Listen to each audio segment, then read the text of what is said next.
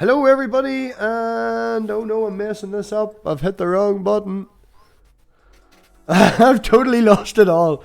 I have no idea. Go. I've lost the PDF. Hello everybody. There's a PDF in here somewhere. Welcome to the mess up of the Tonight Show. There we go. There's it there. Thank you all for coming to the disaster that is this show.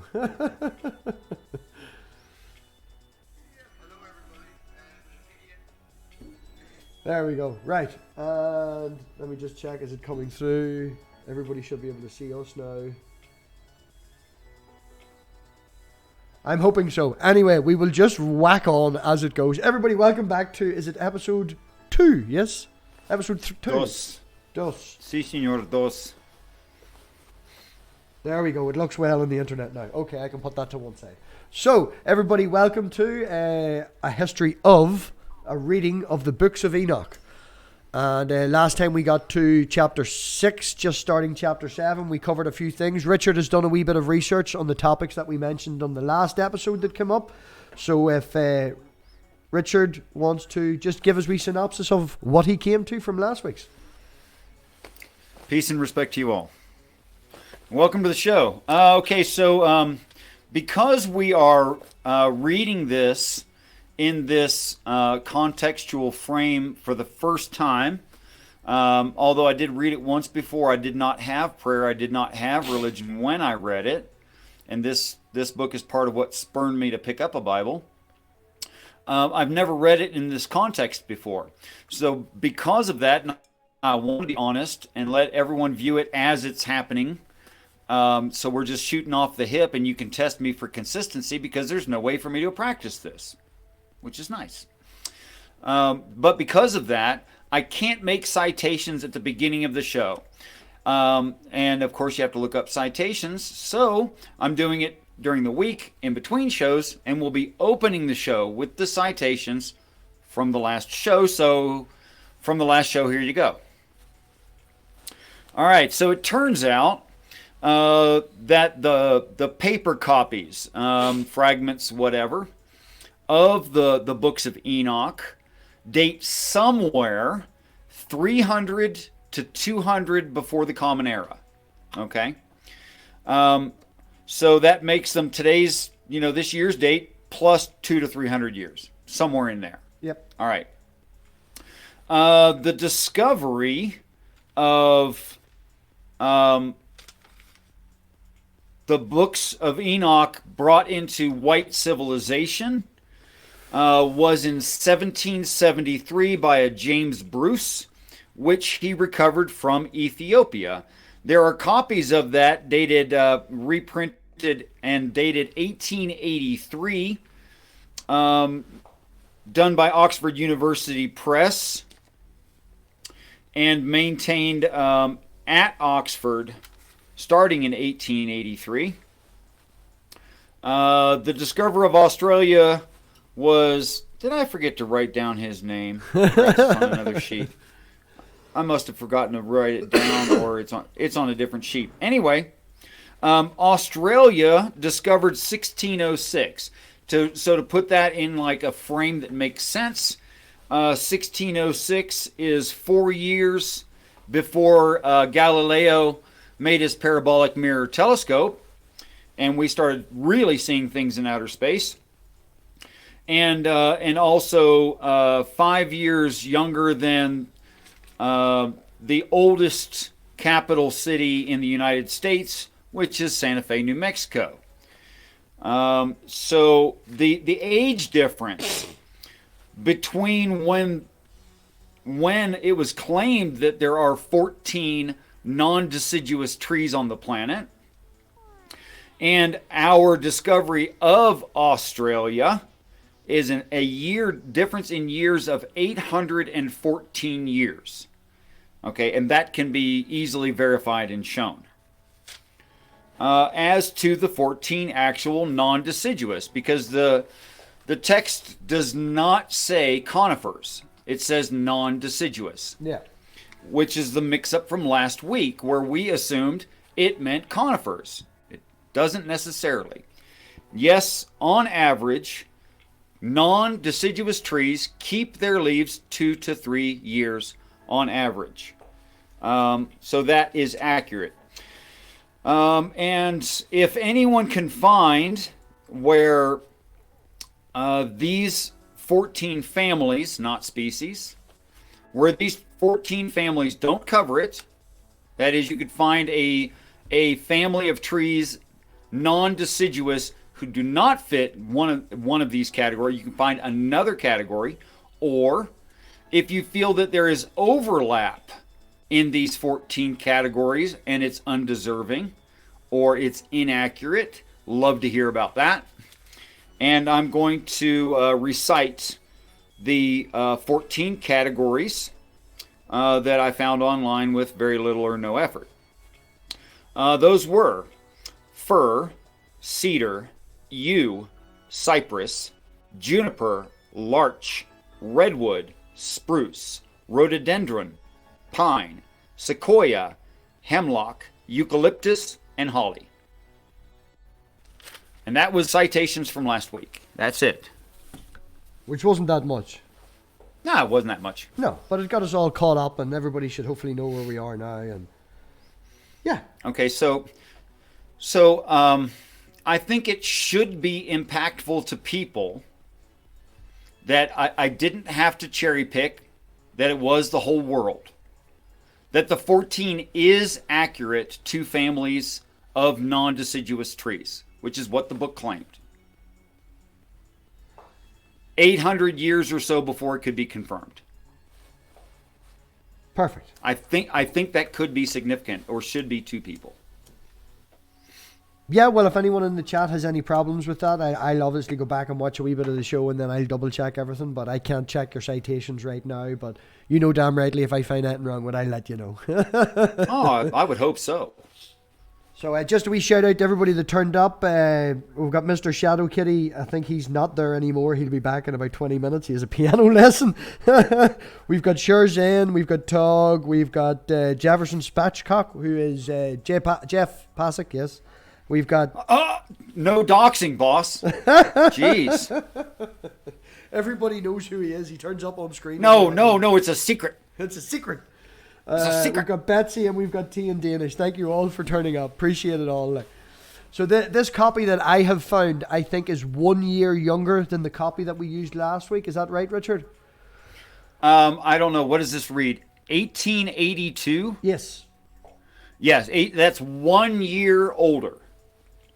That should be grand. 1 year older than the version you have. You did use the Ethiopian version, so I did try and find one as close as we could to it.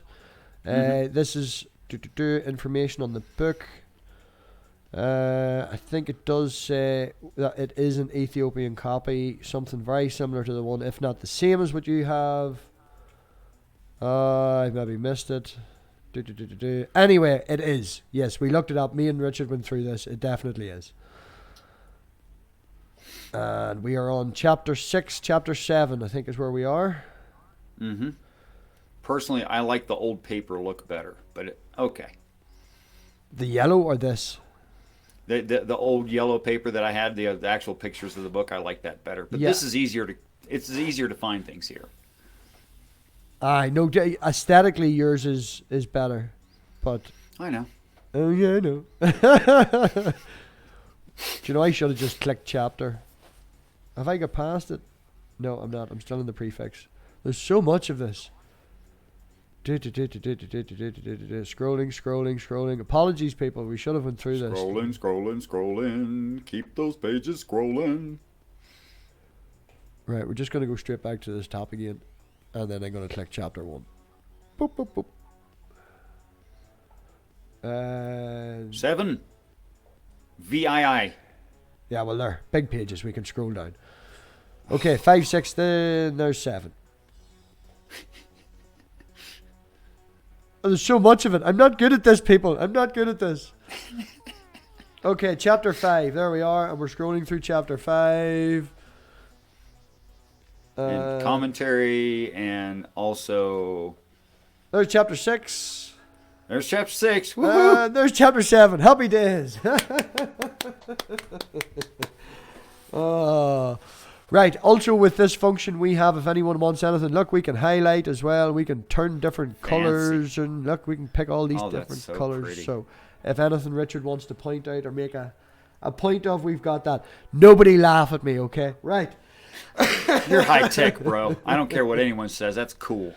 Yeah, that's interesting. Right up there, they had. It looks like by the names they had listed the fallen angels there. That's what those names are.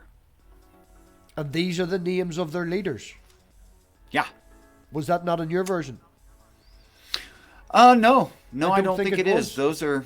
What's that? Yeah, well, we would have remembered a list of names. I'm sure you would have pointed out to it. Yeah, so they're cross-referencing here. That's what they're doing there, which is kind of cool. All right, moving on to 7 then. Right. Worst accent ever. Go for it, Richard. You have the beautiful voice. I'm in the background. You're the beautiful face and the beautiful voice, so go on ahead. Oh, thanks. Don't make me blush. And they took unto themselves wives, and each chose for himself one.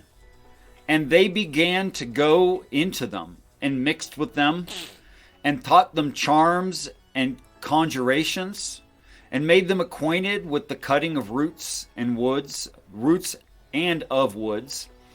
And they became pregnant, and brought forth great giants, whose statures 3,000 ells. These devoured all the acquisitions of mankind, till men were unable to sustain themselves. And stop. That's a good place to stop. So can you center the screen where we can see all of that at once? Lovely. All right. Do you know how long an L is, just out of curiosity? There is a standard translation of the measurement L. I don't think it's actually talking about L's. I think this is metaphor.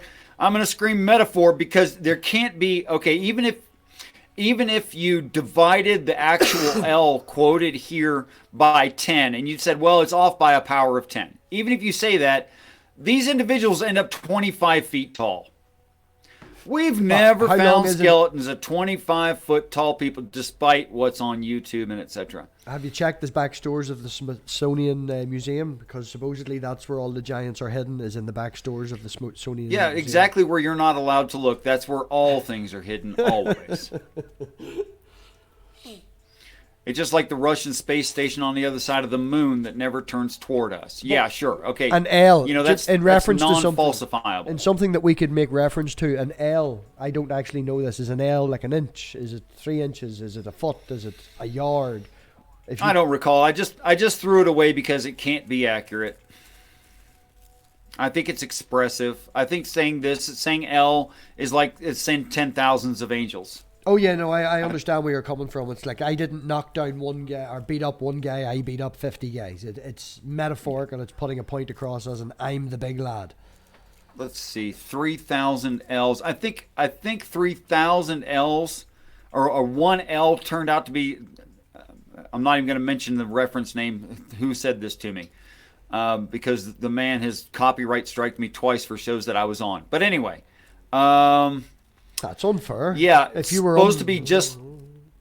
Yeah, it shows I was on and I mirrored them and I called them mirrored and gave the original name and he copyright striked me. But anyway, I'm not the first one he's done that to. That's annoying. Yeah, it is, and it's unfair. I mean, if I wasn't part of the show, fine. Yeah. If you're on the show, anybody that's on the show. I think it turns out to be just less than 3 inches or just less than 3 centimeters if memory serves. But either way, we don't find skeletons of humans that big unless the picture's been altered. Of course, there's human skeletons you could take pictures of and put them on a different scale, and people have, and people believe there were giants like that, but that's silly. But anyway. So you don't believe they were giants. What do you believe? Oh, I believe they were giants. But it depends on what you mean by giant. That's what I'm trying to say. Like a giant to me is fee, fi, fo, fum and all. Are you just talking about a 9-foot man? Yeah, we've found genetic difference, and they are hereditary traits, and they are recessive, and we have seen where certain families carry certain genetic material that is different from the rest of the whole human race, where on occasion, a nephew or a niece or a son or a daughter of the last one that was like that size, and it looks completely random. I can't figure that part out at all. Yeah. But we've found the genetic material that is different. It is literally different than the whole human race in these certain families. And that's how you can have two Koreans have a child, they're 5'5" normal Korean height people, have a child who's 7'4", and there's nothing medically wrong with him. Yeah, no, I get that. And then he ends up in the NBA. Yeah, recessive genes. Genetics in humans is very interesting sort of thing. Like, it really is, because as we mentioned before, because I love my daughter, she's very ginger and she has blue eyes, and both of them are recessive, and I don't have blue eyes. I do have the ginger hair, but my girlfriend doesn't really have ginger hair, but the rest of her family does. So the combination of all them recessive genes together made her as beautiful as she is. So. And she is a lovely child. and thank you for all your dad work. That is second most important job on the planet. Well, Mummy right does, after Mom. I have to give credit. It all goes down to my woman. I have full respect for my woman. She does. The child wouldn't be who she is if it wasn't for my woman. True story. Okay, so like Da Vinci noticed in the man in the square and the man in the circle, if you spread your feet apart and put your arms up at a slight angle, you can make a circle. Tips of toes to tips of fingers. Yes. It's all your body is proportionate. Yeah. So if you stand flat-footed, and this is more important than I can say. There's no way I can over-express this in religion. This is huge. Okay, I'm not paying to attention. Sound like Donald Trump. I'm paying attention. Go on ahead. I'm really super, super serious. Like, this is what original sin and measurement for sin and judgment is actually talking about from the text. This is it. Yes. Not in my... Okay, yeah, in my opinion, fine. It has a lot of explanatory power. Like, why do... I'm not going to get it. I'm just going to say it right now. Okay. Yeah, go for it. I'll get into backing it up later as people like. I'm more than happy to do that. Okay. So if you go to the National Basketball Association, you look up NBA, and you look up statistics on these unusually tall players, more often than not, you will find that there's two measurements, one for their height and one for their quote-unquote wingspan. You'll notice that. Yeah, I would agree with you that would be... But according to Da Vinci and according to everybody else on the whole planet that doesn't have this genetic situation, it's the same measurement within a very small tolerance. Maybe 1.5 inches, 3 inches, something like that. But not a foot difference. Yeah. Not 1.5 feet different. But you'll find that in NBA players. That is, that dude ain't going to fit in the box. Okay? No matter what size you make the box, he don't fit in his own box. And that's genetic. That's inheritable. Okay? Now, the funny thing about that is if you can imagine a person standing flat-footed and barefoot, as drawn in Da Vinci's Man in the Square there. Yeah. With his palms, I'm going to say this carefully, palms in his hands. His fingers uncurled. You can see the palms of his hands. Yes, so you're standing up with your hands open. Like, you could put it up on the screen as if you were to show everyone to give a visual representation, but where's my camera? I'll put it on for a minute. I don't have to give a visual rep. Everyone knows this. Like this, yes. The palms of his... Yes, you're showing your palms. And they had palms in their hands. Because we do. But to show your palms, your fingers are outstretched. Okay? Yeah. So if I stand as Da Vinci's Man in the Box, I look like I'm imitating Christ crucified. That is, Christ gets measured for sin. I'm confused there. Sorry. Right. So that is, the Nephilim are the original sin, which is why the Watchers are considered fallen. Yes. So their lineage is what it means to be born with original sin, and why you need measured for sin. Right. So what you're saying is it's a genetic marker that is... Yeah, it's a genetic predisposition, yeah. Yeah, but whenever they say original sin, it's a genetic marker or whatever it is that you want to refer to it as. And that is what's passed down. Something that everybody has, Right. yes? No. Just this certain group of people. Most of us fit in Da Vinci's box. Yes. Nephilim wouldn't. Yes, but what I'm saying is everybody in the Bible, it says that we all have original sin from the moment that we're born. No, it does not say that. It says you're born into sin. Which is true. There's sin in this world. You're born into a situation where there is sin. That's absolutely true. It does not say you are born with sin anywhere. That is Christian doctrine.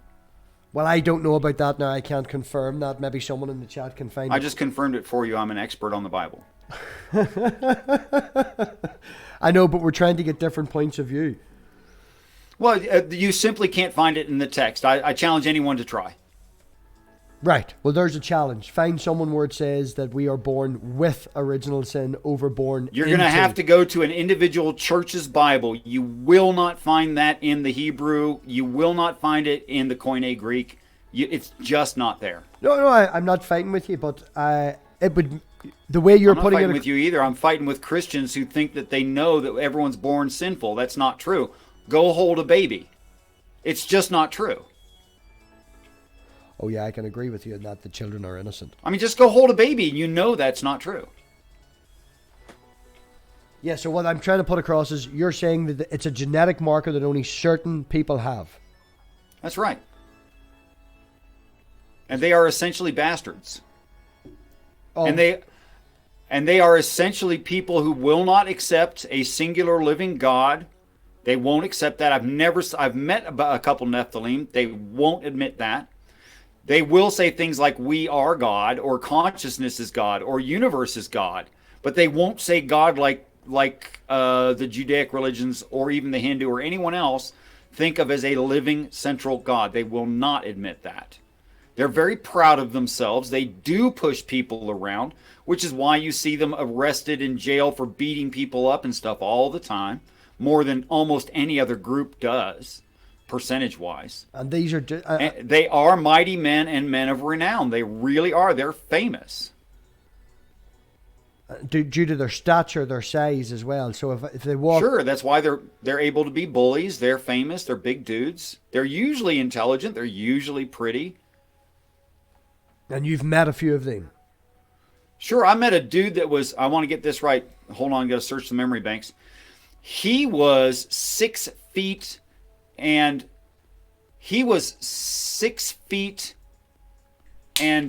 10 inches tall, and his wingspan, because I asked him what his arm span was, he corrected me. Yeah. Because he's a very proud man.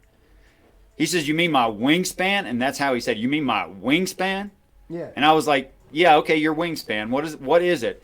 He said, he proudly buffed himself up and said, 7'4". Which would be bigger than should be. Bigger than his height by Yeah. What was it, a difference of 10 inches or something? Yeah. Dude, that's not right. We all know that's not right. You've seen people where they're popular. walking and their fingertips are almost down to their knees.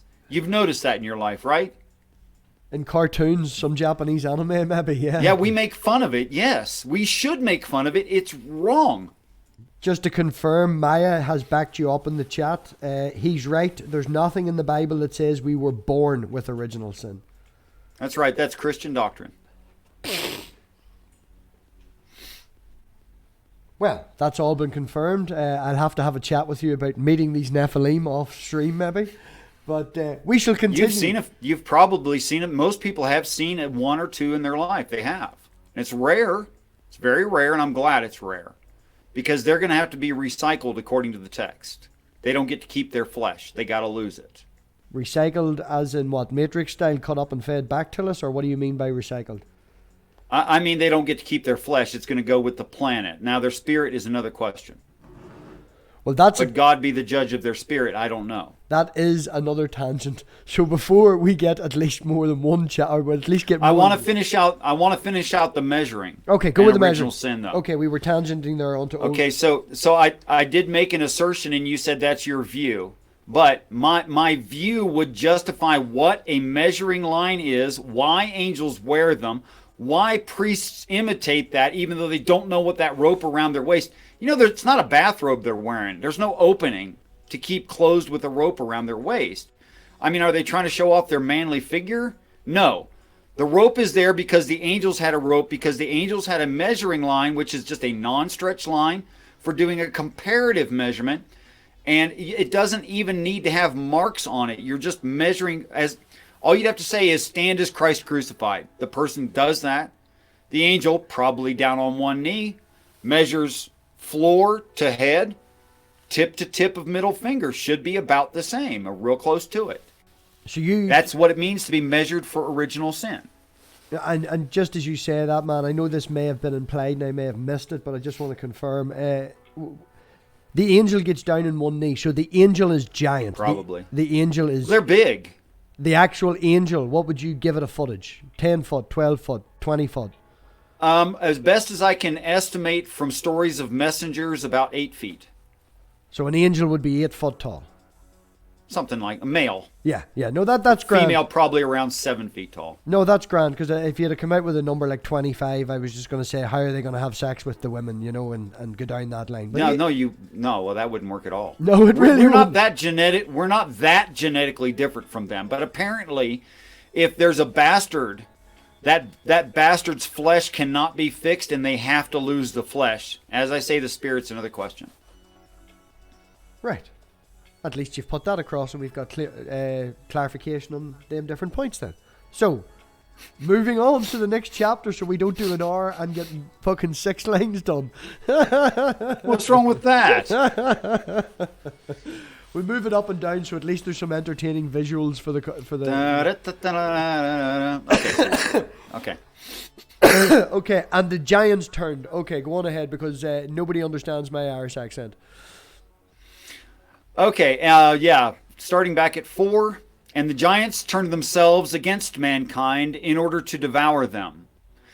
And they began to sin against the birds and the beasts, and against the creeping things and the fish, and devoured their flesh among themselves, and drank the blood thereof.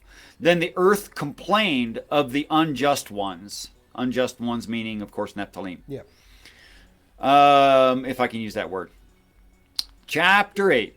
And Azazel taught mankind to make swords and knives and shields and coats of mail, and taught them to see what was behind them. That's interesting.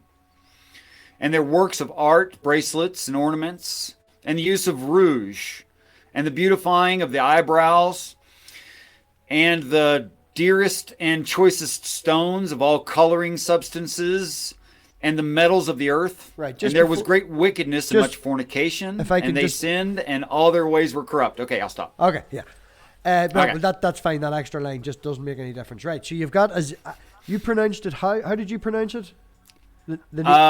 Poorly, because I'm not from that land. I pronounced it Azazel. I pronounce it Azazel. Yes, of course. Just differences. I thought it was funny. Right.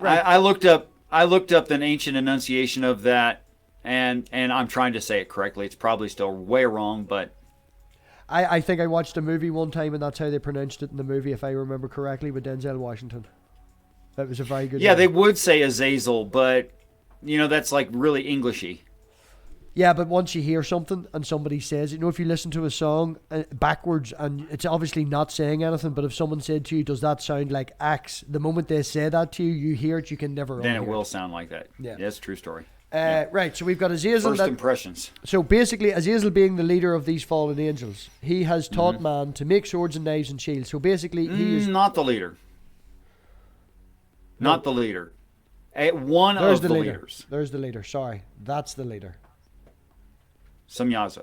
Yeah, Azazel's way down the list here. He's at the very bottom of the list, so he's shit. He's at the very bottom of the list. So he has taught man to make swords and knives and shields and coats of mail, and taught them to see behind them. I take that as the invention of war and man falling out with each other. Sure looks like it, doesn't it? Yeah.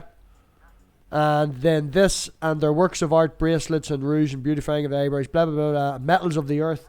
That's being vain and sin about looking good, and that's what I'm getting from that. That's where... That looks like vanity. Vanity, yes, that's the word I was looking for, yes. So, that's just what I was getting from that. Would you be in agreement? So far. And then there was much wickedness until much fornication, and they sinned, and all their ways were corrupt. So we're now warriors, we're now whores, and all we're going to do is fuck all around us. Yeah? Is that Apparently. Is that what we're getting from this? Okay, right. It's kind of been that way for a while, in my opinion. Not everywhere constantly, but yeah. Yeah, well, when civilization gets to a point and the women don't have to spend their time in the kitchens and doing all the rest of it, and I'm not trying to be sexist or anything here, the same with men, and we don't have, there's more time to enjoy yourself, and when there's more time to enjoy yourself, you're going to spend more time, buying nice things and making yourself look pretty, and it does happen when civilization gets to a point. Sure. As soon as people are cooperative enough that they're spending time working and not walking, and production goes up, this sort of thing would happen. Absolutely. Or at least historically it looks that way to me. And I'm going to be a little bit spicy, a little bit racy right here. I am, because the text calls for it. It looks to me that angels had knowledge of sex that people don't have. Are you talking about different positions, or what are you talking about? I don't know exactly. It does not say, and I won't guess. Beyond what's important to extrapolate, I won't go that far. But I will say that look, people were having sex before this. Oh, obviously, yes. Okay, but apparently the way that angels approached sexuality messed some stuff up for the people they had sex with. Well, there is some people that would use drugs to enhance sex, so, and if you sure. Yeah, and if you use the wrong drugs in the wrong way or something happened, that could definitely fuck with your mind and mess you up. Yeah, which I don't know anything about that, but I'll take your word on it. Well, we all know that certain drugs mess people up. I'm very proud to say that every woman I've ever been with just said I was boring, which is great. I'm proud to be boring. Thank you. All right. Maya has made a perfect point there. Tantric sex. Maybe it has something to do with that. I don't know. But whatever it was, it really changed how people looked at things. Right. Whatever that was. In a better or worse way, you don't know. It just messed some people up. It looks like it was not for their benefit, but to their detriment. That's what it looks like to me. Possibly for the... It was too much. So it was more for the angels, the Nephilim, more for the males' enjoyment than it was for the females of the earth. Mm-hmm. Yeah. Well, we can expound on this a lot and start really, and I'm just afraid to do that. I don't want to say too much. Yeah, no, I get where you're coming from, man. I get where you're coming from. Right, well, we were on to verse 3 then. Conjurers and root cutters. Yes, that's right. And Amizarach taught all the conjurers and root cutters. Amaros, the loosening of conjurations, how to uncast a spell, how to defeat a spell. Barakal, the astrologers. Kokabel, the signs. That looks a lot like Kokopelli. But anyway. And Tamel taught astrology. And Azradel taught the course of the moon. And in the destruction of mankind, they cried aloud, and their voices, I have more problem with the word cried, and their voices reached heaven. I know you did really well in Azrael, or Azrael. I couldn't even say that. You even got your R's to roll. You were really... Okay, so what I think this is talking briefly about is that the fallen, the way that they fell, was teaching us things we were not ready to learn. That's how they fell. And then, of course, they developed relationships like the mutiny on the Bounty, and they started having babies, and they shouldn't have done that. Well, can I just point out... And they knew better. Just to point out again, it seems to be in reference point to, like even just... The snake gave us knowledge, and he was bad. Now they are giving us knowledge. I have such a problem with that doctrine. No, well, the knowledge of good and evil, but we could go down that line. Snake didn't give it. I know that you've got a different point of view, and you're doing the Genesis story with Tog, who's in the chat, and does have a blue wrench. So Tog, if you want to link the playlist to that chat, Oh, that's sweet. and go and watch that. Richards went through Revelations, and now he's going through Genesis, which was an interesting way to go attack things. But yeah, him and Tog are That's the doing. way it happened to me. I'm doing it in the same order I received it. Well, that would explain that then. So, yeah, check out Tog's channel. It's a Sunday night. I'm not sure on what times it would be because we're all from different parts of the world, but have a look. Well, where central the United States is, and what we call Central Time, it's 6 Central. 6 Central. There you go. Regardless of what your opinion is on that general doctrine, I would just I know you're not the Christian church, and I know this isn't in the Bible.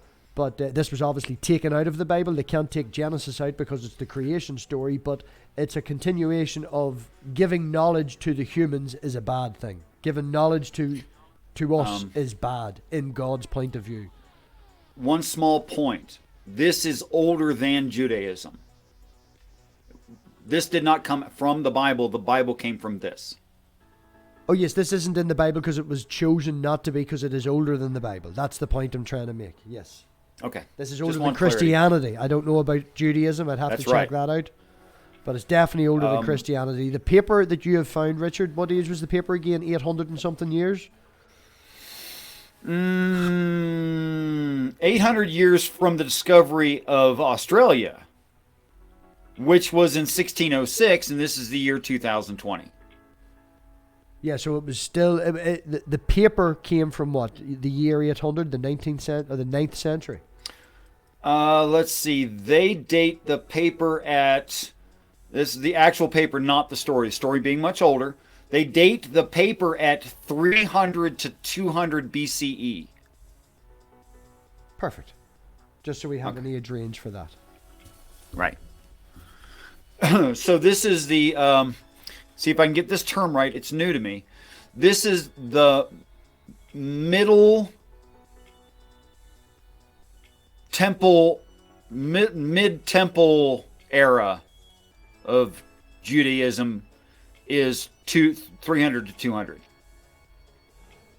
I'm using the wrong words, but I'm sure people who know the right words recognize what I'm talking about. Yeah. No, we're just trying to find a point and right get words. age ranges and things like that there and just clarify things. But yeah, I think we're tangenting again. So we're back to the root cutters, conjurations, Kobal the signs, astrology taught, courses of the moon. Something, the mid-temple, oh shoot, can't remember the right words. And this is where we It's are all new now. to me. And the destruction of mankind, they cried aloud, and their voices reached heaven. And heaven to you should have a big H and is a spaceship above earth, yes? Yes. Right. That is, people prayed because stuff got bad. Which I think is true. It's true to my experience. Yeah, shit goes down most people. Well, I wouldn't agree with the statement that you'll never find an atheist in the trenches, but... No, I was an atheist in the trenches. Well, that's personal though, but I don't think it's such a statement that it is always true that every atheist at the moment of death cries out to God. No, I wouldn't think that would be true either. Yeah, but I get what you're saying. But Voices. for each man cometh death and then the judgment. Yeah. Not then the sentencing. So, chapter 9, we have Michael and Gabriel. Now, Michael and Gabriel would be the angels that we do know of from the Bible. Would that be correct? Yeah, they'll be the same ones, yep. Okay, so... Then Michael and Gabriel and Surhan and Urhan looked down from heaven and saw the great amount of blood which had been spilled on the earth, and all the wickedness which had been committed over the earth. And they said to one another, the emptied earth re-echoes the sound of their cries up to the gates of heaven. And now you, O ye holy ones of heaven, cry the souls of men, saying, secure us judgment before the Most High. And they spoke to their Lord, to the King, O Lord of lords, God of gods, King of kings, the throne of thy majesty is among all generations of the world, and thy name holy and glorious among the generations of the world. Thou art blessed and praised. Thou hast made all things, and all power is within thee. All things are open before thee and uncovered. And thou seest all things, and nothing can hide itself from thee. Okay, stop there. See then what Azazel has done.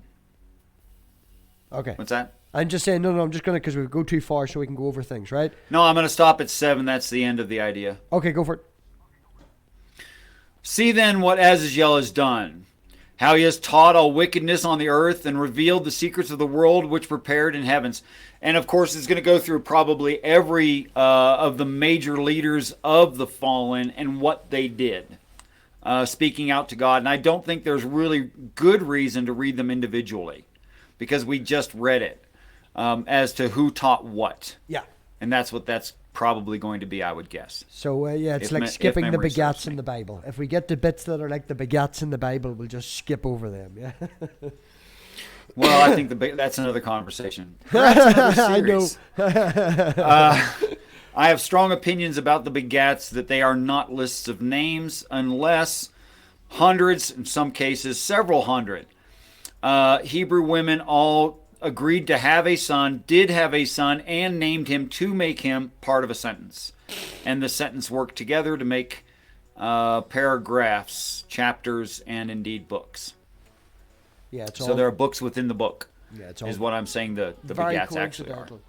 So basically, yeah, super coincident. So what we're covering here is we've got Michael and Gabriel, who is the ones that we know of, and then Saran and Urjaran, whoever the hell they are. Mm-hmm. Are they whoever the heaven they are? Are they? These are bad angels, these two, or are these just two good? No, angels? no. They're hanging out with Mike and Gabe. They're just hanging out. Yeah, they're in the same spot doing the same stuff, talking to God and stuff. Yeah, but what I mean is they are not part of the bad angels. They are part of the good angels. Yeah, they would be of the positive group, the progressives. Right, so they're looking down at all the war that has happened and all the raiding that's been going on. And they've said, yeah, and they've basically said to each other, everything's fucked up now, and they went and told God, yeah? I think what this is a declaration that man's been on the earth long enough. Yes, that's what I'm saying. They've fucked up, they've made an awful mess, and then they spoke to their Lord, to the King, right? So I'm saying that they then went to Jesus and said, look, this has all got messed up down here. You know, you're supposed to be being praised and all that crack. You've created everything. You're the wonderfulness and all. And oh my goodness, you're class. But they've wrecked everything. Have you seen what Azazel has done? And we should go and sort this out. Yep. I think that's essentially it. There's no indication of time frame here. But if I take all of this work to be one thing, and many scholars, and I'm not a scholar, but many scholars have taken this work to be one thing, then I have to say that this total time frame is the time frame of man on the planet. So between the Watchers messing it up the declaration of Michael and Gabriel would be the life of man on the planet. Yeah, but the life of man on the planet isn't over yet. That's right. Yes, but you said that most scholars would agree that it's over the life of man. I don't think they would, because we haven't ended yet. That's not the part I meant. I said that it could be canonized according to a lot of scholars. Okay. The book of Enoch could be included in the Bible according to a lot of scholars. Oh, yes. I agree with you on that. Yes, that it was That's just... what I said. Fine. No, that was just misclarification, because I thought that you were saying that scholars agreed that scholars agree with you and your theory has been validated. Oh, no. Yeah, I know your face says it all. Oh, fuck no. No, they don't agree with me. They definitely don't agree with me. Definitely not. There's a show on the History Channel might agree with me, but no, there's nobody else agrees with me. On certain points they do. Yeah, that's true. Okay, so let's just skip down to where the subject changes off of what the angels, the fallen, did. Right. Well, I'm just gonna let me make sure and scan through that just real quick. Right.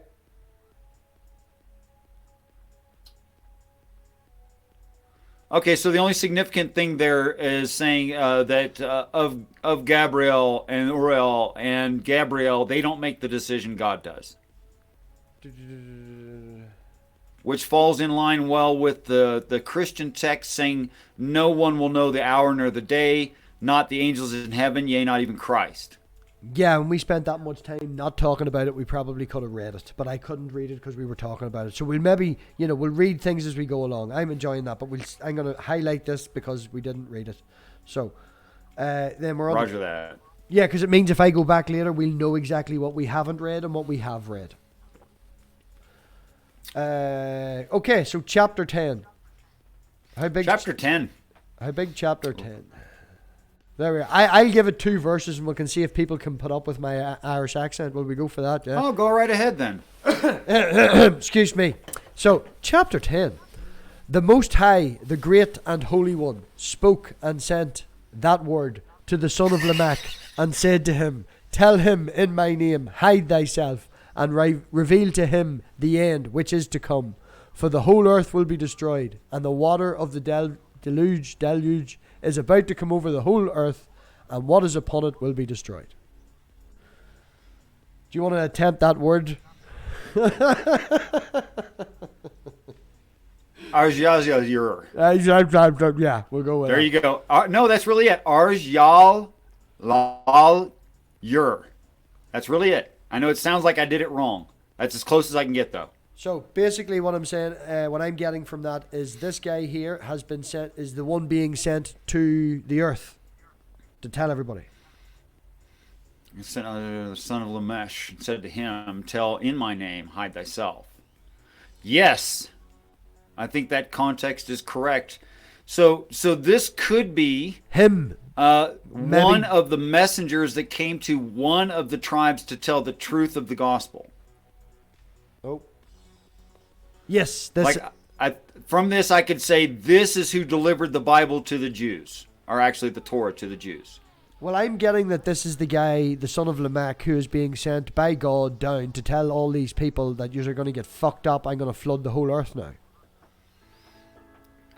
Well, it's true. There's a flood. Yes, It's but not that's what Christians what think, I'm getting but is anyway. tell him Yeah. in my name, as in him Right. being mankind. That's what I'm getting in the context. Tell him in my name, right? Hide thyself, Hide thyself. right, to him the end which is to come. So go and tell man Prophecy. the end is coming, for the whole earth go will be give the destroyed, prophecy, and right. the water of the deluge is about to come. So go and tell man that the end of the world is coming, the whole earth's going to be fucked up, and we're going to flood everything. No, it's not a flood. Well, It's not a flood. But anyway, What would you use? yeah. Okay, so this is announcing of prophecy, is what it is. The first deliverance of prophecy. That's what's being said here. Okay. Okay, right. I'll go back to you then. I'll say and then we'll move on. Now it's back to Richard. Well, we are gonna run into more names, aren't we? Yeah. Now instruct him that he may escape and his seed remain on the whole earth. And again, the Lord spoke to Ruphael, bind Azazel, hand and foot, and put him in the darkness and make an opening in the desert, which is in, wow, that's weird one, Dudeal, and put him there, and lay upon him rough and pointed rocks, and cover him with darkness that he may remain there forever, and cover his face that he may not see the light. And on the great day of judgment, that's a really important line, y'all. He will be cast into the fire. He will be, future tense, cast into the fire on the great day of judgment. That's a special phrase. Right, And heal the earth which the angels have defiled, and announce the healing of the earth, that I will heal it, and that not all the sons of men shall be destroyed through the mystery of all the things which the watchers have spoken and have taught their sons. Stop. It's a good place to stop. Okie dokie. Okie dokie. Right. So we're only missing the word and from that, and that should be fine. And Okay, so this is a continuation from the last verse where it was talking about giving prophecy to mankind and how mankind should pay attention to it and what the prophecy, really super brief overview here. well, I'm getting from this that he told Raphael to go and tie up the guy who started all this shit and go and bury him in the desert. Yes, when? Well, I would assume now. That doesn't say any time and seeing in the It context. does. It says, and on the great day of judgment, he will be cast into. It does say that. Sorry. And on the great day of judgment, he will be cast into the fire. Right. That's when Satan gets cast into the fire. On the great day of judgment. Which has not happened, apparently, or you and I could not be here talking about it. From your perspective, yes. It does say judgment. It does not say flood. Yeah. No, So okay. no matter how you want to look at it, this is talking about the great day of judgment. Well, a deluge to me is in reference to water. That's fine. You can keep that. I'm not going to argue it. Would that word, I don't believe it's about water, but that's okay. Does that word, and what can we find the meaning of that word in an exact dictionary? Can someone look up deluge? D-E-L. It means what? It means, I'll tell you, I've already looked it up. It means a great flowing of water, especially where water is deep, like an ocean, or from under springs under the ground. Well, That's what it means. In the flood story, it says that water came from under the earth, and then if the whole earth was covered, it would be very deep. So deluge is the perfect word to use there, especially movement of water. That's the qualifier. So especially it's a perfect word to use because it's in reference to water and a movement of water, but it's got nothing to do with the flood. It's got nothing to do with water. It's got nothing to do with H2O. I think we'll agree to disagree. No, give me a half a chance to explain myself on that. No, that's it. That's all I wanted you to do was explain yourself in that, because this whole show was about getting your point of view. I would say that my point... Okay, first of all, you can't have a void with material in it. That's self-contradictory in one sentence, the opening of the Bible. And why would God be hugely interested in H2O? Okay, so what's being described there is an immaterial thing that is like waters. I'm saying that if it's a void of nothing, but God's interested in it, it has no physicality to it. He's talking about spirits of men. That we are the flood. Now, certainly if we are the flood, we have covered the mountains. True today. We've gone to the bottom of the Marianas Trench, for goodness sakes. Yeah. We're working on space travel. We have definitely covered the mountains. And it is absolutely true that we are a flood on this planet, and we have had global effect, no doubt. And we are destroying it, no doubt. But any kind of God would never be even accused of being fascinated by water. So that's what I think. Can you just say water again? Water. Okay. We're just checking that you didn't say water. As in Kent Hovind. No, water. Oh, yeah. That man. Anyway. Lucy's just popped in, and then she's going to pop out again, and then she might pop in again. She's just being a wee bitch and ruining my analytics for average watch time. So thanks, Lucy. Oh. Appreciate that. That's nice, right? Yeah, no, she admitted to doing that. That's why she's popping in and out. Oh, she's just... It's only one person. You'll be okay. We all love Lucy. Now, if she gets everyone to jump in doing that, then that's bad. Yeah. Please, everybody, don't do that to poor MathPig, please. I mean, it's funny if she does it. Well, she said hello, Richard, specifically to you. So, hello, Richard from Lucy. Hello, Lucy. Okay, so we've covered verse up to verse 7 then. I think we've got our both different points of view and different perspectives put across. So, starting chapter 8, we shall scroll down. So perhaps we'll stop total at 11 because we're running up on an hour presently. Well, in all honesty with you, Richard, I'm having an enjoyable time. I could do an hour and a half if you're free, or I'm happy to go. I'm free. If I'm free, are you free? No, you don't know that. I'm free. No, I'm only worried that people put aside an hour. And they showed up in the chat, and they won't be able to stay much longer than that because they set aside an hour for this. Okay. Very kind. What we will do is if anybody wants to watch another half hour of me and Richard and is willing to put across their time, please type 1 do it in by the chat. vote. Yeah, put 1 in the chat. Type 1 for more time. Don't give them the option. Type 2 for I've got dinner waiting. No, don't give them that option. It's easier to go the other way. Statistics show you limit their options and they'll vote a better way. We're controlling them here, man. We're trying to manipulate the audience. See, so it's not a biased poll or anything you're doing, is it? No, it's not a biased poll, but I'll send you a link to a study where they did for families in Africa for saving money and what sort of incentives they used to actually make them save money. And it's money that they were being given, to look after their family and stuff and all that there. And right. Looking across, they said, look, these certain groups of people were given a medallion, a wee coin, and they had to scrape off every day when they saved $1. And then there was another a group of people that they asked their kids to text their mum and dad every day or every once a week and go, have you saved that? You know, and there was different means of encouraging people and statistics. And now I'm giving away all my secrets. But we've got -1, we've got 3, we've got a 0, we've got a -408. But we did get... That's hilarious. We did get 3 1s. We've got 4 1s now.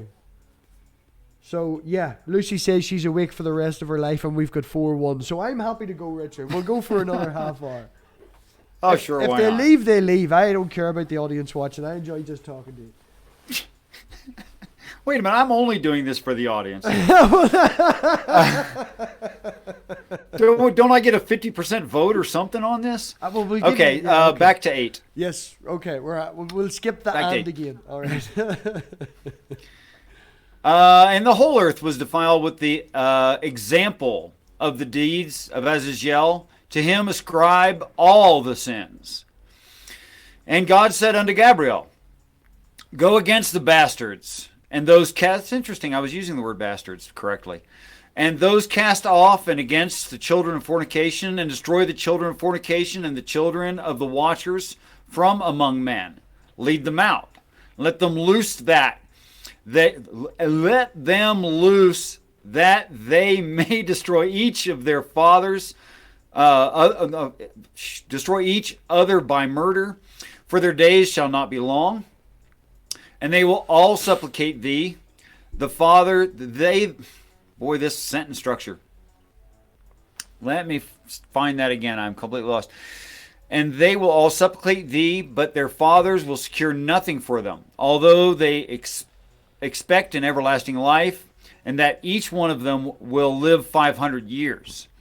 And God said unto Michael, announce to Samyaza and to the others who are with him, who have bound themselves to women, to be destroyed with them in all their contaminations. I'm going to stop right there. Okay. Okay, so tell me what you see. Where we start? We were here at 8. Started at 8. There we go. Right. So basically, the whole earth's been wrecked because of this guy, Azazel. Yeah.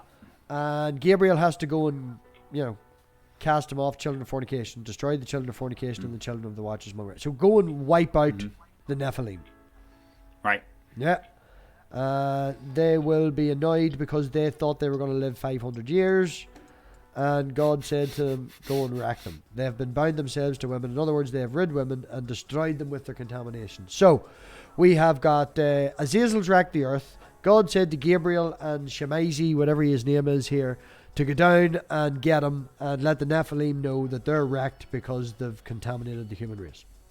Right. The only thing I would add to that is the expression fornication here being actually literal. Yeah, well, I have said the whole writing phrase a couple of times. I thought I would leave it out this time. So, yeah. Okay, so this is very, very different. Fornication literal versus fornication figurative that you normally see in these kinds of texts. But you'll also notice how much detail there is about what they did wrong and what fornication means. Okay, so what I'm asserting by saying that is other places in the Judaic texts, fornication does not mean have sex with, but it means to go a wandering off out of your quote-unquote marriage. That is to say, being untrue or being an infidel, exercising infidelity. But here, quite literal. Right. Okay. So if we have questions, comments, objections, etc. like that. We've got Lucy in the chat spamming going, God loves his aqua. Don't forget about Noah. But she missed the start. She doesn't know. I told her, I don't know if anyone else knows. Correct me if I'm wrong in this, Richard. But would Enoch be Noah's grandfather in the storyline as it goes in Christianity? Would that be correct, or is it his great grandfather? I think it's great grandfather. Yeah, it's his great grandfather or grandfather. There is a genetic lineage between Enoch and Noah. Yeah. And she also wants everyone to know that she loves fornicating. A lot of people do. It's popular. Maybe that's because it feels good. Maybe that's why. I think I'm suspicious that's why. The chat I can't prove it. Correct me on this if I'm wrong. Tony might be able to know, or someone else that's big into evolution and animals and things like that. Dolphins have sex for fun because it evolved to be fun for them as well. Also, bonobo monkey. Oh yeah. Or bonobo, is that an ape, or I think it's an ape, or it's a monkey? It's an ape. It's one of the lines of us. Yeah, they have penis fencing. It's called penis fencing. Horses will masturbate if they don't have a mate. Male horses will masturbate. That's true. That must be difficult with their hooves. No. They actually once they're erect, they sway their body forward back. Let's not talk about how horses masturbate. What? It's just medically a fact. Not safe for kids. Not safe for kids. Oh, I label everything not safe for kids. That way I'm safe for YouTube. I've saved that there as well. I've done that too. Right. Well, I was just talking about animal behaviors. It's not nasty. They actually do this. They actually do it. I've seen them do it. Oh, okay. So back to the Bible-ish book that we're talking about. Contamination. It's just a fact of nature. It's okay. It's a fact. I mean, yeah. Tony has backed me up on the Dolphins. Tony has backed me up on the Dolphins. They have sex for fun. Sure. So, chapter 12. I will do a verse. You want to hear a verse from me? Right, go on ahead. Here. When all their sons shall have slain one another, and they shall have seen the destruction of their beloved ones, bind them under the hills of the earth for 70 generations, till the day of their judgment and of their end, till the last judgment has been passed for all of eternity. Amen. That's all you're getting. That's beautiful. Okay, so this, and it's going to go into greater detail in this text, if I remember right, as to like perceivable measurements and depth of the pit of hell and what exactly the pit of hell is and how it's made, which is pretty cool. Yeah. Back to you, Richard. That's all you're going to get every now and again from me is the random verse. So you can go on ahead with your time. Okay, so this is going on and expounding on the sentencing of the wicked. That would be the fallen angels, and apparently they get thrown in the same hole in the dirt as Satan and his type. Yeah. Which is interesting. They get thrown in a hole altogether. And I'm not going to, I don't want to give a spoiler alert, so I'm not going to spoil it, but we're going to wait for that part. Till the end of the last judgment of the past and all eternity. And in those days they will be led to the abyss of fire and torture and in prison, and they will be locked for all eternity. And then he will burn and be destroyed. They will be burned together from now unto the end of all generations, and destroy all souls of lust and the children of the watchers, because they have oppressed mankind. So here you go. Who oppressed mankind? Destroy all oppression from the face of the earth, and all wicked deeds shall cease, and the plant of justice and righteousness shall appear. And deeds will become a blessing. Justice and righteousness will be planted in joy forever. Okay, so apparently promises of heaven. This is akin to, reminds me of the interpretation of the Jehovah's Witness who think the earth will be fixed. I find that interesting when it says destroyed. Okay, so what do we got going on? What are we doing? I'm just reading because we've run an hour. I'm really serious about keeping what we said originally, that it would be an hour. I'm really serious about that, if that's okay with everybody. Well, if you want to, man, that's fine. That's fine. I think we should. I think an hour or just a little over an hour is a good stopping point for people. They're not making a huge commitment, and it was terribly nice of them to show up in the first place, and I appreciate it. With twice as many people as we had watching 20 minutes ago, but okay. You think we should keep going for that reason? People just showed up. More people. I wasn't watching that. More people are showing up because there was other stuff on, and they couldn't give their time to us. And now that their time has freed, and we are going longer, they have come over. Well, I tell you what, I've just glanced over, and since Mr. O'Toole and Mr. Goodone have showed up. And critical has it arrived seems as to well. me. Oh, and critical. Well, we just can't stop. Okay, I'm going to sit back down in my chair and be comfortable, and we're just going to keep going with it then. Yeah, go just for you another guys. 20 minutes, man. We'll go for another 20 minutes. Okay. I'm good. I'm enjoying myself. Everybody's having fun. Okay. And Lucy I is just don't dandy want. here. I just don't want to stretch anyone's patience. You know. No, we all here, Richard. At the end of the day, nobody would be here unless they actually put up with us, which is something I'm having to slowly realize. You know. Except. Yeah, we're not that bad. Too bad for you, MathPig. You are actually loved. I'm sorry, but that's just how it is. You're gonna have to learn to live with it. Yeah, well, you're going to get me teared up. So let's not do that. It's truth, though. Okay. Okay, back to the text. Then all the just will bend their knee, and they will remain alive till they beget 1,000 children, and they will complete all the days of their youth and their Sabbath in peace. Christians everywhere, please notice that they will complete their Sabbath in peace. They will live 1,000 years having lots of babies completing their Sabbath. If anyone sees anything wrong with the way I'm taking that in all one paragraph, please show me. Okay. So it's talking about heaven and the promises of heaven and what we are promised as eternal beings in heaven. And this is one of the reasons why I personally say I intend to take a wife in heaven and raise children until they are 20 years of age before we start on another one, and have at least 500 children, because that's only a 10,000 year investment, which should be no problem. Okay, okay. We'll just no. That's fine. We're gonna let that sink in, and then because I think kids are awesome. I think little tiny human beings are amazing. Yes, no, I agree especially with when you on that statement, their but brain kicks in and they start saying stuff. That's awesome. No, that's fantastic and all, but I don't think anyone's going to be questioning that. I think what people are going to be questioning, and you know where I'm coming from, is the fact that you're going to wait till you get to heaven, then take a wife, and then over the course. I can't have one here. No, I'm getting old. You know, stuff don't work like it's supposed to anymore. Can't do it. Yes, well, that's the. I don't think the fact that you love kids and kids are great is the problem. I think that the problem that the chat may have had was the fact that you're just nonchalant. Oh yeah, I'm just going to wait till I get to heaven, get my wife there, and then over the course of 10,000 years. Yeah, I think my first rule for dating is going to be I'm not going to date anyone less than 5,000 years old. That's going to be my first rule. That way, like, she already knows the deal in heaven. She could teach me stuff. I don't know if you're being serious or not. Oh, I'm really being serious.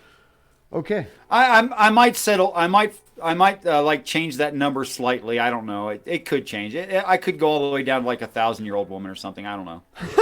Okay. I just want someone who really knows the deal. Yeah, that's what I'm saying. Someone who's been around the block in heaven. Okay. Right. Yeah, not some young whippersnapper of like 200 years old or some crap. Okay. And I am so glad we did not end this stream. Sorry, go on ahead. And in those days. Okay, so this is talking about the end of the planet, y'all, and the promises of heaven. And when Satan and the fallen will be cast into the pit of hell. This is all talk about. It's not like switching. I don't see anything indicating a switch of time frame here. Nothing at all. So that's supposed to all happen at one time. And if I refer to the Christian text, all within 7 years. Okay?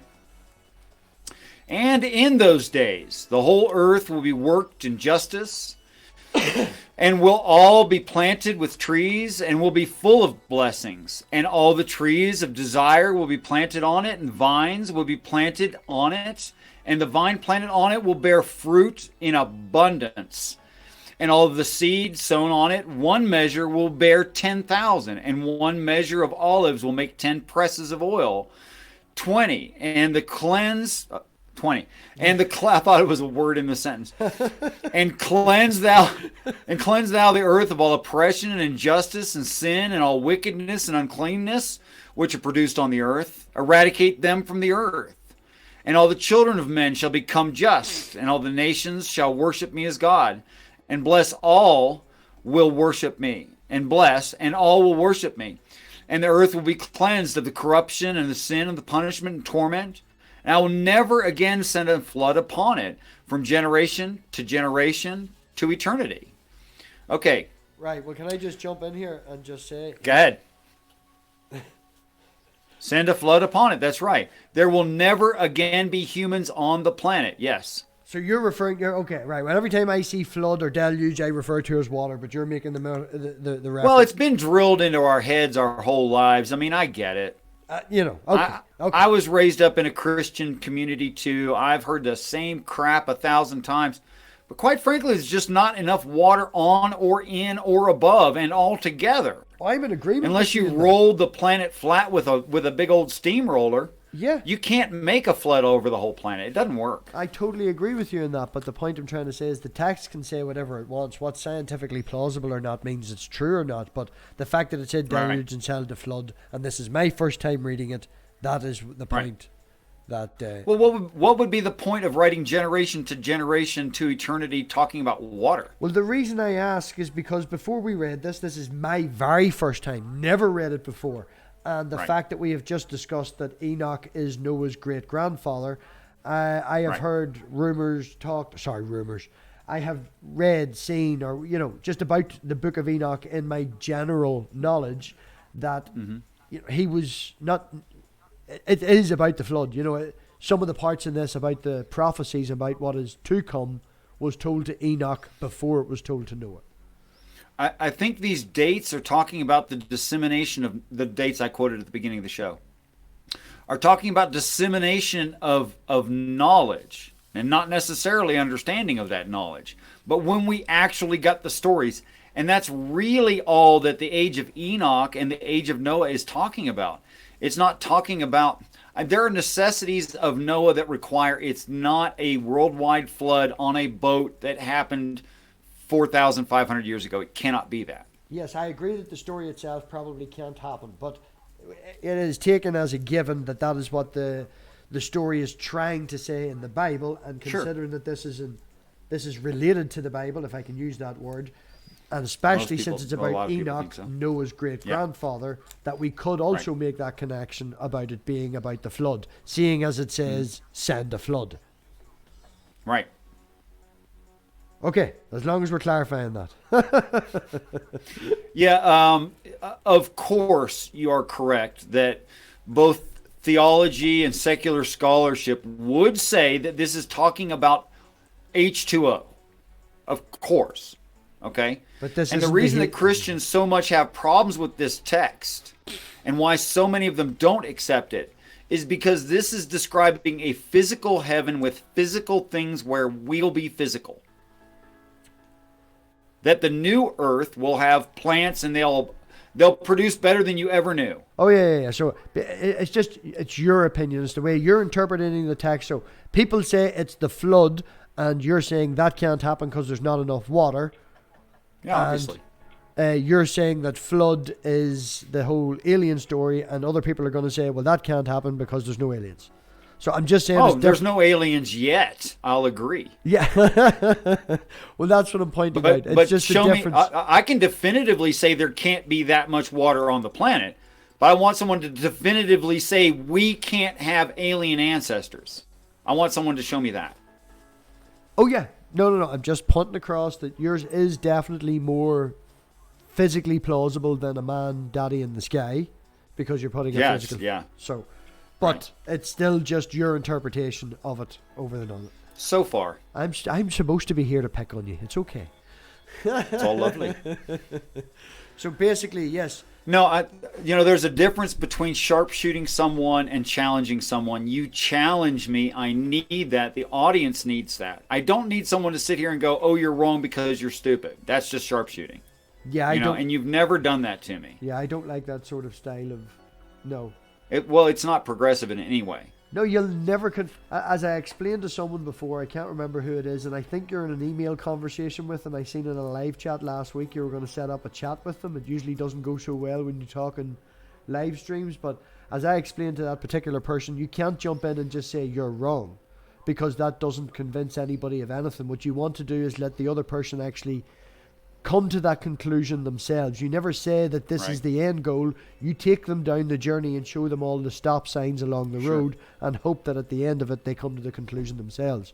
Jumping in Which and just is exactly what I'm doing to you. Exactly, yeah. Coming in and telling them the destination. Oh, you're trying. Coming in and telling them the destination is not going to... It's the journey that matters, so to speak. Right. There's a big difference even in law between evidence and persuasion. I'm trying to present many points of evidence that I hope eventually will persuade some people.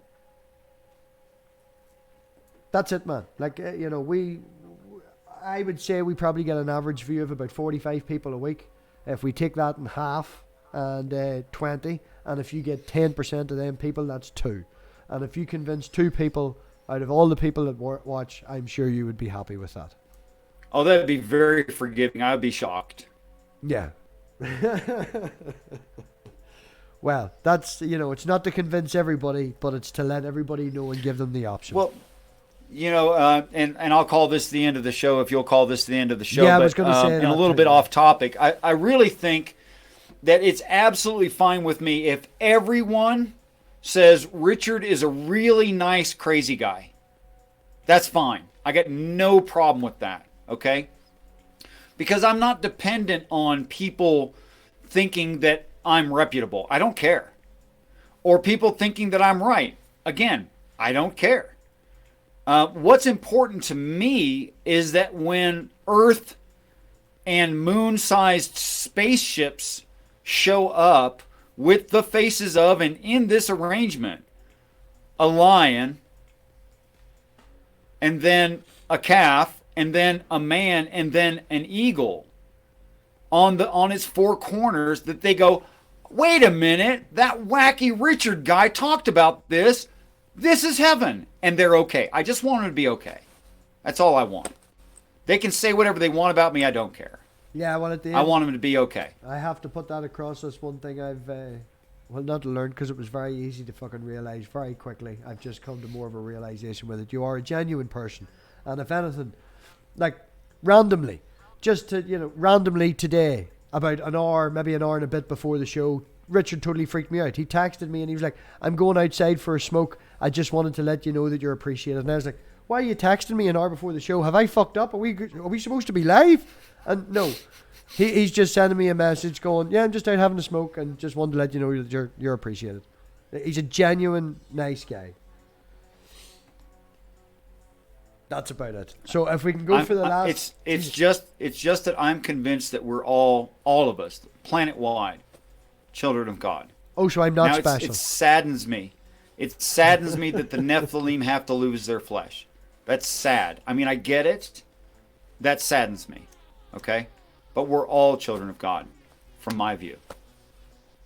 You're my brothers and sisters, every single one of you.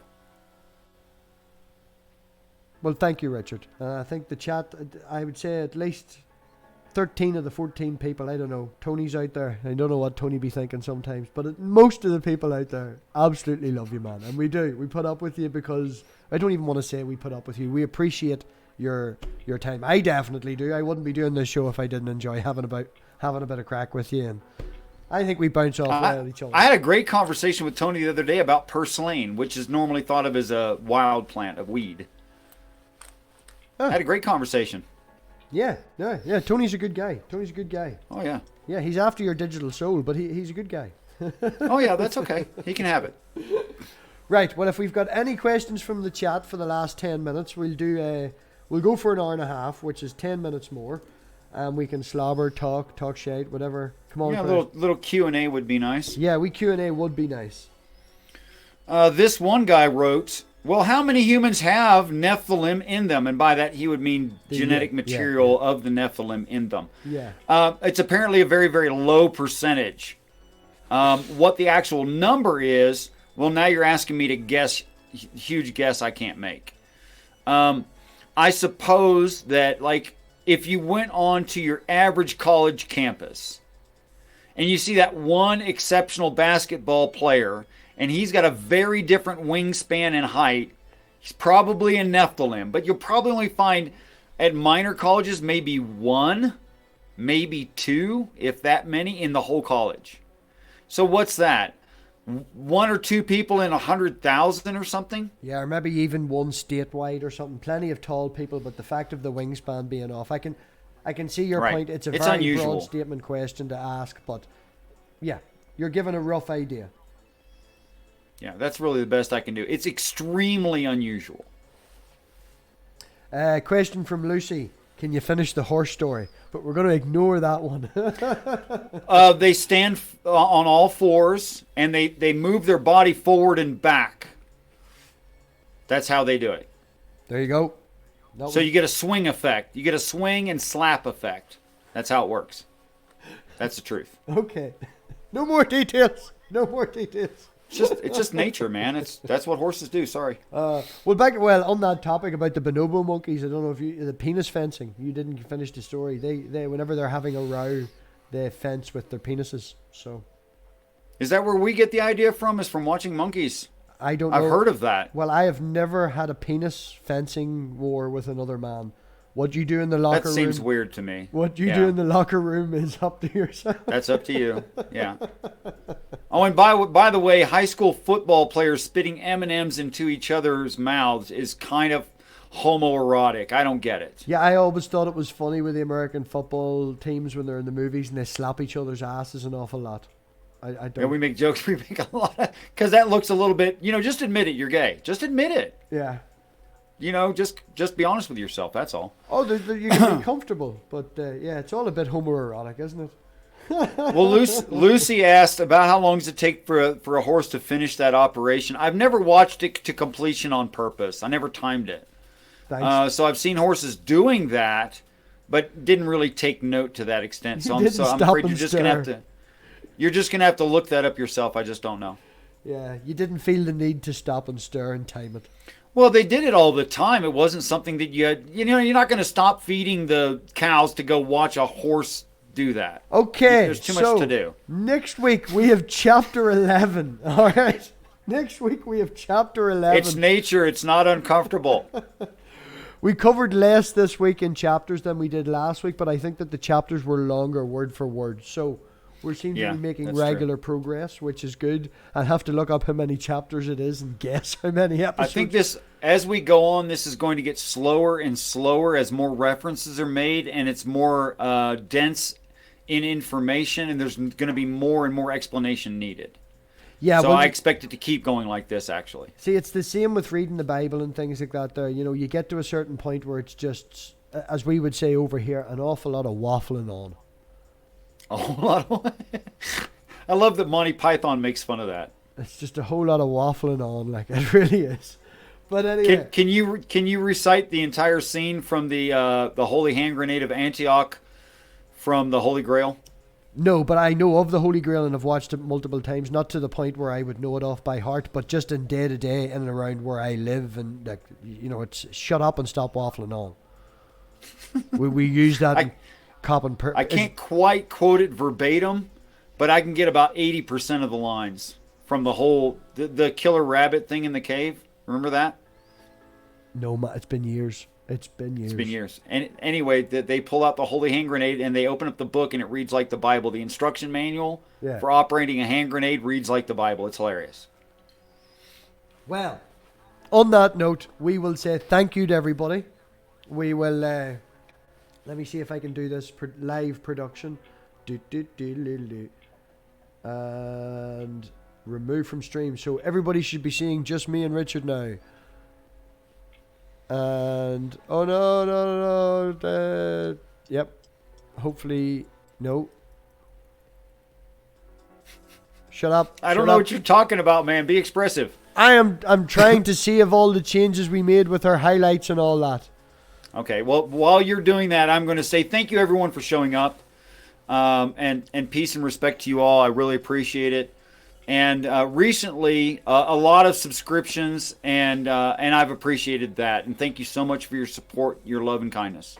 Deserved subscriptions, man. You definitely are. Right, well, now I know what I'm doing. I will say thank you very much to everybody for turning up. Really appreciate it, and yeah, go and check out Richard's channel this Sunday coming, where he's got the story with Genesis, with Tug. Next Tuesday, I'm having Holy Spackle on, and I'm in talks with a few other cool people to see if we can get on. Any suggestions, or if anybody wants to come on as well, if you want to make a show all about you, we can make a show all about you. Just get somebody to talk to on a Tuesday. So thank you very much, everybody, for turning up, and we'll see you all later.